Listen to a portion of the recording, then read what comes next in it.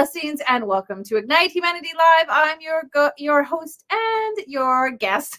Not your guest. I'm your host. I'm your host, JB Owen, and I'm super excited to be here. As you can see, I'm like in a really great mood this morning. Lots of fun things are unfolding.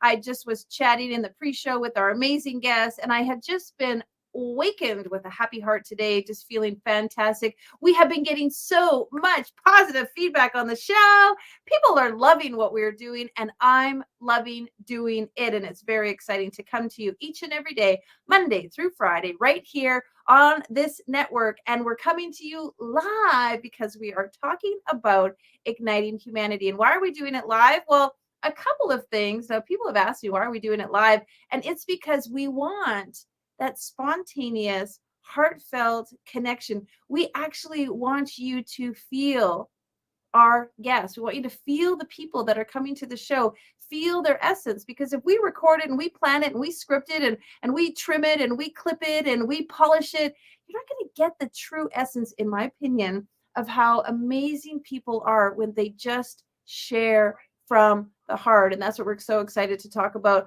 All the things we're doing, how you can ignite humanity. Now, again, igniting humanity, where do we get started? Well, what do we do? Well, it just takes one moment, one gesture, one tiny effort to begin the ball rolling, the snowball down the hill into igniting humanity in new and unique ways. And today is Thursday on the show, and that means we're all about solutions. We're talking about solutions and things that we can do, not just talk about it, but actually make the effort, actually do the things that we can to make a difference and impact others. And if you've been watching our shows, which many people have, in fact, our guest shared that she has been watching every single episode. And I want to preface that by saying, if you've missed any of the past episodes, you can definitely go and watch them on our platform, get all the recordings. All you have to do is go to ignitehumanity.life/watch and sign in. Just give us your email so we can send you a link so you can sign in and watch all of our episodes completely free and find out ways that you can ignite humanity. Well, back to solutions. If you have something to share with us, like a solution on the ways to ignite humanity, please reach out to us at ignitehumanity.live/share, because we want to hear what you've got to say about the show, about solutions, and about ways that you are igniting humanity. Now, let's talk about one of the principles today: instill true happiness and inner peace. Now, there are 7 principles to igniting humanity. You can go to our website and they are listed there. It's so exciting, the 7 principles. And each and every day I share one of them with you. And so today we're going to be talking about true happiness and inner peace. Now, a lot of people aspire for happiness and inner peace. And what I want to say about that, it is an emotion. It's a feeling, to feel happy. Happiness doesn't come when you've necessarily got something or accomplished something or have numbers at the bottom of your bank statement. Happiness is a feeling, and inner peace is this essence that we feel.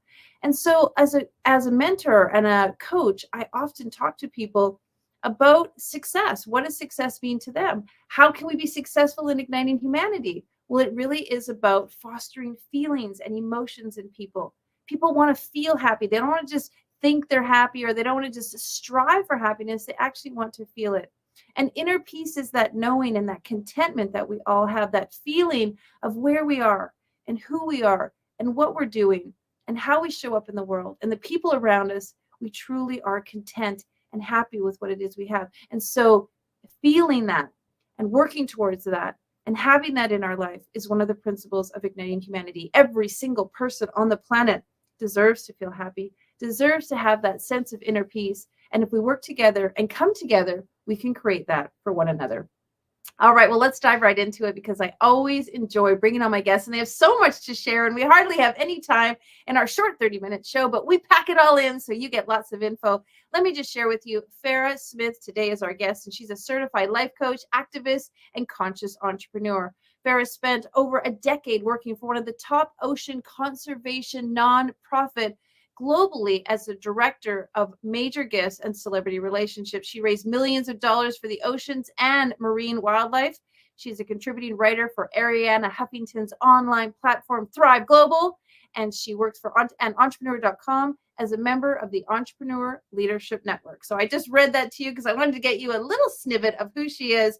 But more than that, we're going to find out her ignite moment and what makes her want to ignite humanity. Welcome, ladies and gentlemen, Miss Farrah Smith. Hi, and welcome to the show. Happy to have you here. Thank you so much. I'm so excited to be here. And this is one of my favorite topics, how to be successful and happy. So I'm really excited to be here. I'm glad. Yeah, because, I tell people all the time, success is really an emotion. I mean, we always sometimes think it's a thing or it's an accolade, but really it is an emotion. People who feel truly successful can list the emotions that they are most connected to. What would you say is some of the emotions for you around your happiness and inner peace? I would say alignment. When I feel disconnected, and when I don't feel like I'm in a state of flow or grounded, I know I'm out of alignment and something needs to change.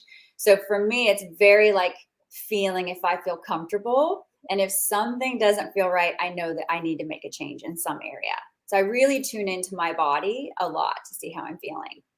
Well, I'm glad that you say that, because I have to say Ignite Humanity really sparked from me not feeling in alignment with what was going on the planet. And there's so many things that are shifting and changing, and people are feeling a sense of discord and stress and anxiety and worry and the unknown. And how can you be in alignment when you have all of those other more powerful emotions? And so alignment is really important part, not just in our own selves, in our relationship with others, and then how we show up. And you've been showing up in some really amazing ways, doing some powerful things. Tell us your alignment that you have about conservation and all of the things that you're doing for the environment. Well, I want to go. Do you want me to talk about my Ignite moment and how it landed me at that place? Is that what you? Yes, if you want to dive in there. I was going to get a little bit about your. Okay, perfect. Go for it. So I'm a multi-passionate person, kids and animals in the environment. But when I graduated from UCLA, I was rejected from my dream job right out of college. And I had to pivot. And it's okay in life when there's times when we have to pivot, but we need to pivot with intention. And I pivoted without intention and ended up on the wrong path. And I successfully climbed the corporate ladder, but I wasn't happy. And I was trying to figure out like what's missing. And it was that success plus happiness. So what, inspired me or helped me figure that out was this quote. And I want to share it because I think it may impact the listeners as well. And it's by Winston Churchill. To each there comes in their lifetime a special moment when they are figuratively tapped on the shoulder and offered the chance to do a very special thing, unique to them and fitted to their talents. And this is the part that really woke me up. What a tragedy if that moment finds them unprepared or unqualified for that which could have been their finest hour. And that was what hit me. I was missing the key ingredient for success and happiness, which is passion. So I had the title and I had the paycheck and I had the exciting lifestyle, but I had no passion for what I was doing. I'd always wanted to help kids or animals. So it was one of those things where I'm like, okay, you're not preparing for the moment should be your finest hour. It's time to put, service over stature. And that was a defining moment in my life to become a person of service. And so that is what led me to say, okay, what would make me feel like I'm in alignment and living an impactful life and happy? And that's where it led me to say, okay, I need to move to the nonprofit sector. And it landed me at Sea Shepherd, raising millions of dollars with my personal hero, saving thousands of lives. So I kind of wanted to show that progression that I had to, what was missing? Passion. You have to have intention and passion. And that's what landed me at the nonprofit. That is a great quote, and I'm going to ask you to send that to me and we'll share it with our viewers because it is so good, and it makes me think a lot about like where in our lives can we really inject that instructions from Winston Churchill into our lives. Let's back up a little bit because some of the viewers don't even know the idea of an Ignite moment. Let's share it with them. I always say an Ignite moment is that powerful, transformational, impactful moment that just sort of boom awakens you. Some people call it an aha moment. I've heard it called a couple of different things. I like to call it an Ignite moment. And so let me ask you, reading that quote was sort of that aha sort of Ignite moment that kind of really like woke you up to like what am I doing? What should I be doing? What could be better? Just tell me a little bit more about the essence of that awakening. It was the legacy part. It was like preparing for the moment, which should be your finest hour. Well, if I want to save the planet, animals, and kids, how is chasing a title and a paycheck and climbing the corporate ladder going to help me do that. So I think I always say this, you need to know your why, you need to know your intention, and then you'll figure out the what and how. And so it took me years after that Ignite moment to land my dream job. But I knew at that point then, okay, where do I want to head? Okay. And we have to manifest our life, but with a little bit of flexibility. So you kind of have to be open to the what and how. And so for me, again, it's knowing where you want to go, visualizing that, manifesting that, setting your intention. And then there's a little bit of letting life, openness and trust on where that ends up to be. I always say be true to your why, but be open and flexible with the what and how. I hope that makes sense. Because I would have never landed at Sea Shepherd if I wasn't, because I was thinking land animals, things like that. And it was like, oh, wait, my why is animals. If I let the, what be marine wildlife and the how be an ocean conservation organization, that's what landed me at my dream job. There was the intention, but a little bit of flexibility with how that manifested into my reality.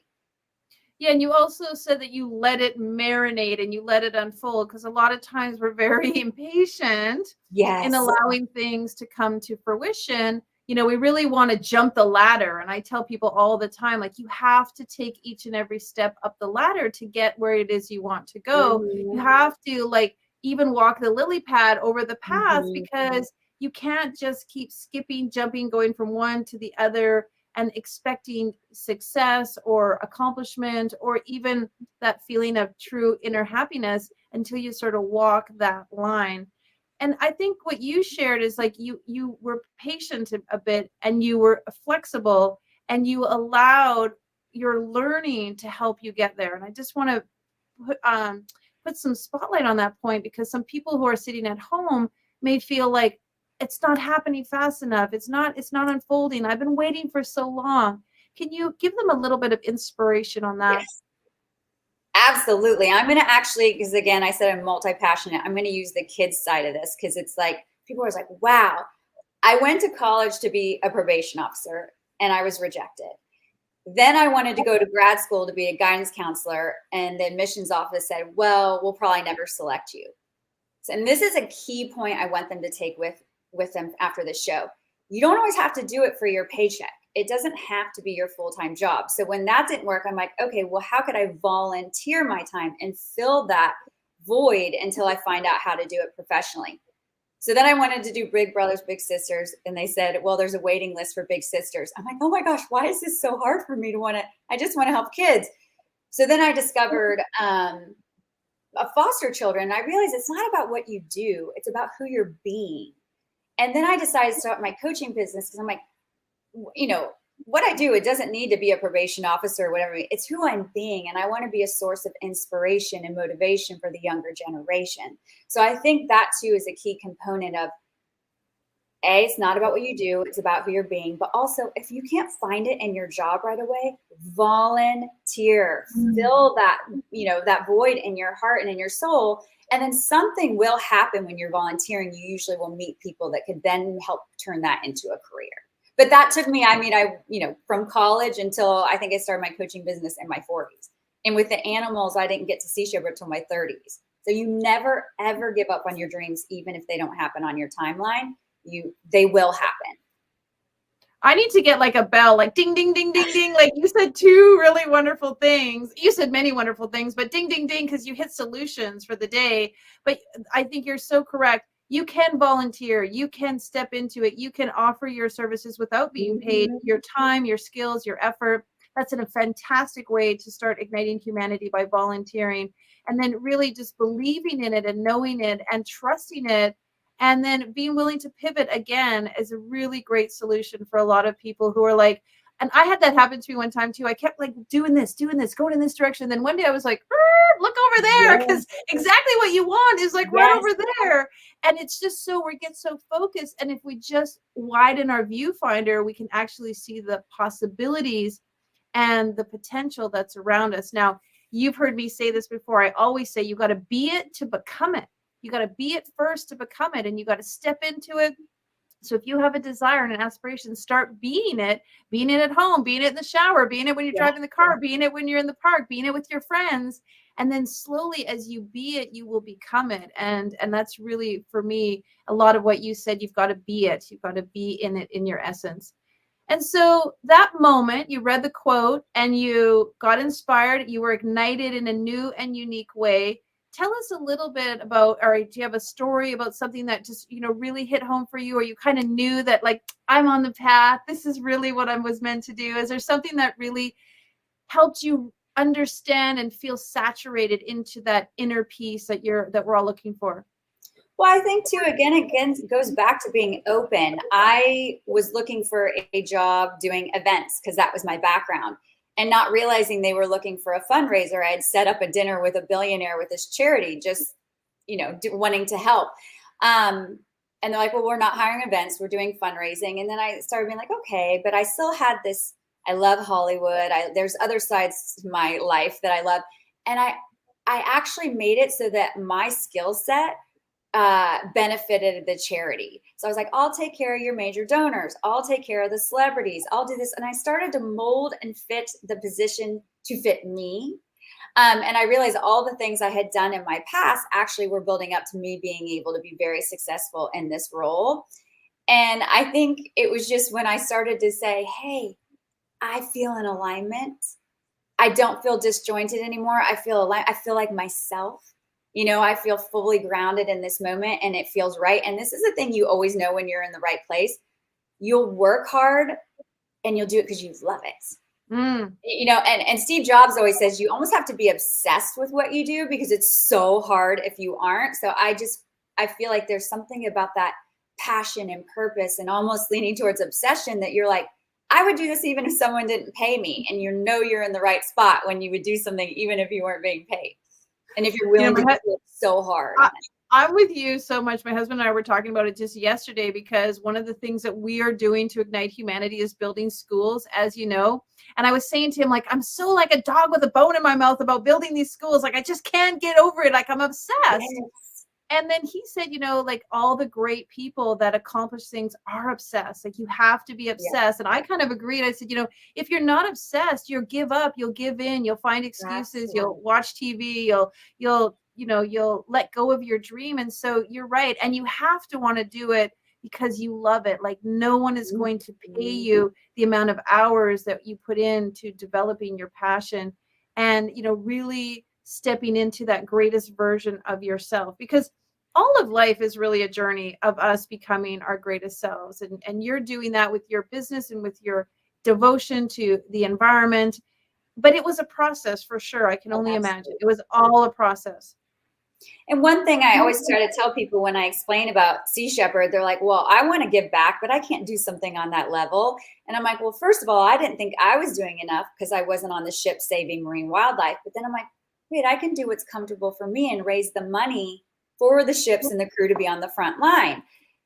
And so then someone would be like, well, I don't work at a charity. I'm not that far. I'm like, this is my biggest advice to most people. Start where you are. Don't compare your beginning to someone else's middle or end. Start where you are and do what's comfortable for you. If you can't be on the front lines, donate. If you can't donate, raise money and create awareness. If you can't do that, educate your friends and family. You don't have to do something massive. You can do small things that add up and have a big impact over time. And that includes even with your daily choices, like with environmental things. I'm like, consider what you buy when you go grocery shopping today. Clean up beaches with your friends and family. You don't have to have it. Again, I want to pound this into people's head. It does not have to be your career to start. Start where you are, and you will end up where you want to be if you don't give up. Even if whether it's days, months, weeks, or years, because it took me years. If you don't give up, you'll end up where you're meant to be. And that really is the essence of igniting humanity. So our 7th principle is give first, offer all you can. It's one of our principles. And you just emulated that. You said, like, I offered my services. I had a new idea. I wanted to do what was more my skill set, but I went to my organization and I gave to them. And then you had another great solution. And folks, all of us should be doing this, pardon me, picking up garbage that we see on the beaches, really helping out our environment, really making it easy for our wildlife and our plant life. That's an easy solution that anyone can do. Anywhere you go, you can just pick up something and put it in the garbage. You can just make a little bit of an effort. You can even look after yourselves, not dropping things on the ground or leaving things lying around, or just, making it difficult for the next person. So great solutions. One of our other principles is about living authentically and genuinely, which goes back to you and alignment. You want to talk a little bit about that? Yeah, I think sometimes two people say you need to have a single passion, and I'm a multi-passionate person. So I'm very big on like finding all the things you love and then weaving them together. So people are like, well, why do you coach teens if your passion is the environment? And I'm like, well, I believe the more confident, compassionate, purpose-driven people we have in the world, the better it will be for people, the planet, and the animals. So everything I do is with that intention of what can I do that will be better for people, planet, and the animals. Whether that's when I wake up in the morning, setting my intention for the day to, like you said, pick up trash on the street or educate someone that day or inspire someone to live a more intentional and purposeful life. It's just, I wake up every morning. It's like, how can I give back to the causes I care about and make an impact on all of humanity just by my presence and my words and my action? And so it all sounds wonderful and fabulous. And I'm just going to go one layer deeper and say, what was it that made Farrah even want to do that? Why did Farrah decide that she wanted to work with teens or wanted to work with kids? What happened, or what was in your life before the Winston Churchill quote? What was an ignite moment before that? It was high school. I was an average student. I didn't have confidence. I was kind of destined for a life of mediocrity because I didn't believe in myself, and I didn't care about high school. And one teacher came to me. I'll never forget this the rest of my life. It's not that you're not smart, you're not interested. And she gave me that gift of a growth mindset that your natural abilities, are just where you're, again, starting where you are. If you work hard, educate yourself, learn more, grow and evolve, great. What's going to make you do that? Finding your passion in life. So it's like you combine those two, believing you can grow and improve and knowing you will want to do that when you find something you love. So it was those two things together. I was like, okay, she gave me a growth mindset and told me I needed to find my passion, and combined, I would be able to accomplish anything. Because imagine, right when I applied to UCLA was my first major failure. I didn't get into the school. And then I applied again because she gave me that growth mindset and I got in. But then after I graduated, I was rejected from my dream job. So my biggest failure and rejection in life came after high school and college. If I didn't have that seed planted, it's not that you're not smart. You know what I mean? That you're not interested. I was like, okay, I know what I'm interested in. I know if I work really hard and I don't give up and I don't attach my self-worth to the outcome of my goals, then I'm good.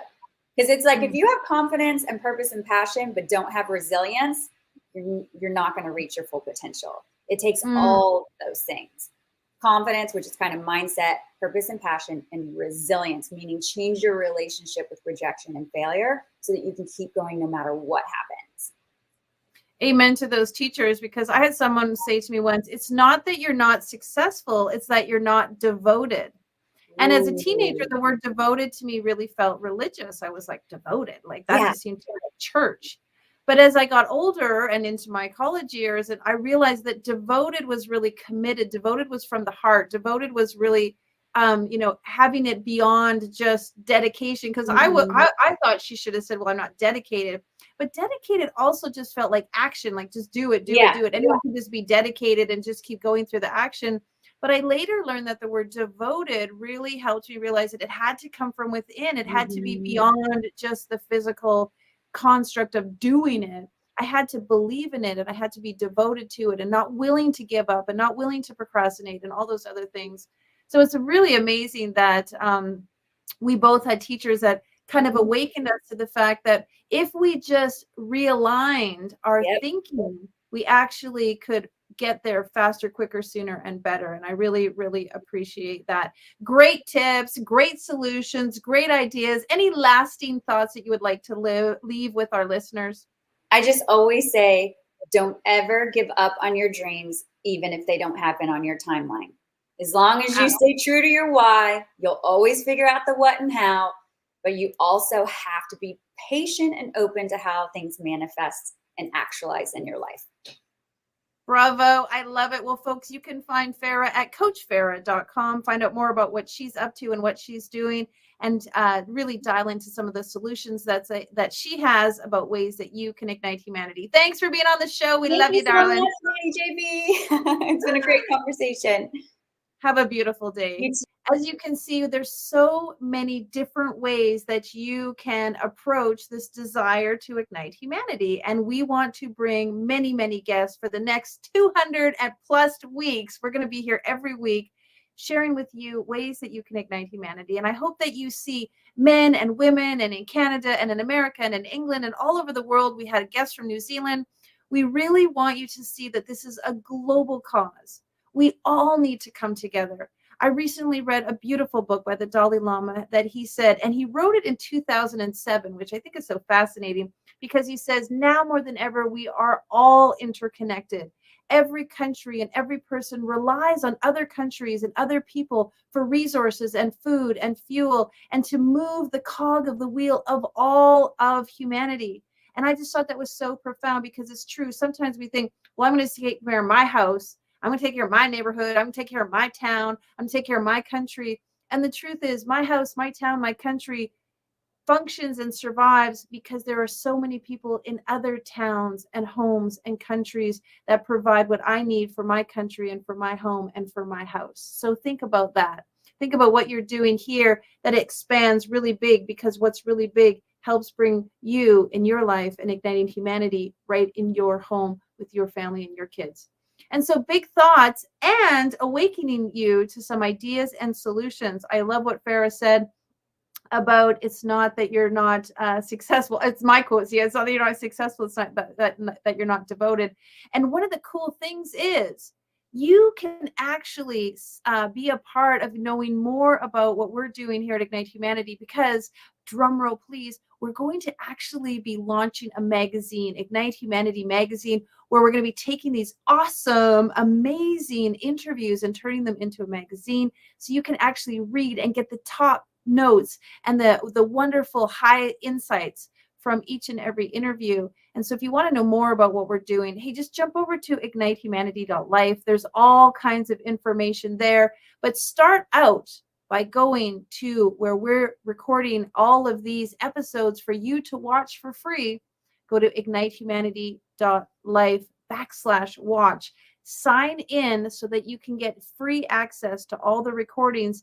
And once you're in there, you can actually see where you can sign up for our new and upcoming magazine. Now, why do we do what we do? We do it because we're igniting lives, and we're doing it through the Classroom of Hope. We have a charity that we are giving to. We're building schools, folks. So if you want to find out more about what we're doing, you can actually go to our website. And if you want to donate, you can. $1 buys a brick, and we're 35,000 bricks for every school. So each and every dollar you donate is actually buys a brick. And so I challenge all of you today, go to this website, go to this link, and donate $5. Just $5 will buy 5 bricks. And with the thousands of people that are watching this show, can you imagine the instant impact that we could make if each and every one of us just spent $5 to buy 5 bricks? Well, that's me all in a wrap up today. If you ignite yourself, you ignite others, and that will ignite humanity. Happy to have you here. We'll see you tomorrow.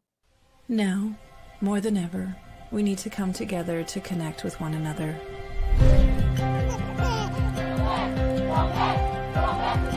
We need to feel the truth in who we are and let go of everything that's happened in the past. We need to empower every person on the planet and awaken hearts, enliven souls, come together, laugh, play, rejoice, connect, create, and love.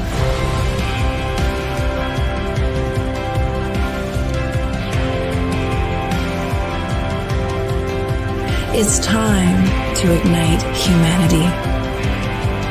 We want you to be a part of something that will impact the future for everyone. We want you to tell your story, share your Ignite moment, show people who you truly are. Be a part of igniting humanity and making a difference in the world and all of our futures.